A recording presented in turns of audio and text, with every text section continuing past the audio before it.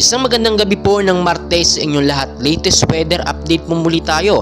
Patuloy pa rin po natin binabantayan. Ito nga pong si Typhoon or si Bagyong Ining na muli nga pong namata ng kanyang mata ngayong alas 6 lamang po ng hapon na may estimated po na layo na 1,020 kilometers east of extreme northern Luzon pa rin po yan. At ang hangin niya nga po ngayon ay naging stable po at nananatili po sa 35 kilometers per hour.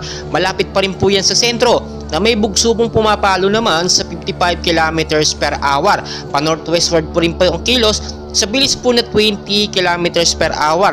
As you can see naman po sa ating pinaka-live radar, makikita nyo naman dito, hindi lamang ito si Bagyong Ining ang ating binabantayan. May mga active low pressure area din po sa bandang Philippine Sea o sa labas ng Philippine Area of Responsibility.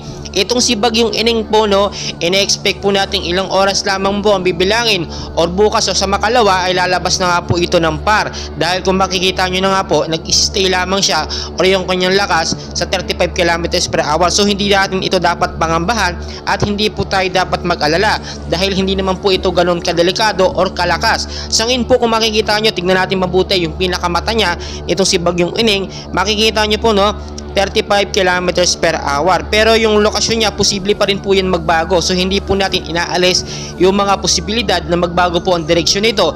Kung pa-northwestward po ito or pa-northern Luzon ang direksyon niya, pwede pong magbago yan. Pwede pong kumaliwala yan at dumiretso directly dito nga po sa Luzon o sa bandang Metro Manila. Sa ngayon po, apektado po ang ilang bahagi po ng Metro Manila dahil nga po sa tinatawag natin na southwest monsoon or hanging habagat nga po na pinapalakas nga po ng mga low LPA po or ng mga bagyo na nakapaligid po sa kanya. Sa ngayon makikita naman natin clear po ngayon at hindi pa ganun kalakas, so wala tayong dapat ipag-alala. Pero tulad na lang po ng aking laging sinasabi, maging I'm ready po tayo sa mga posibilidad na mangyari dahil never and never po natin mape-predict ang galaw po ng bagyo. Pabago-bago po yan. Ngayon po may pagkakataon tayo para maghanda kung sakali man po mayroong mga active low pressure area or mga tropical storm na dumating, mga bigyo super typhoon man o yan, ay ready po tayo at hindi tayo magagahol sa oras. Linisin po ang mga estero, yung mga pinagmumulan po ng mga pagbabaha.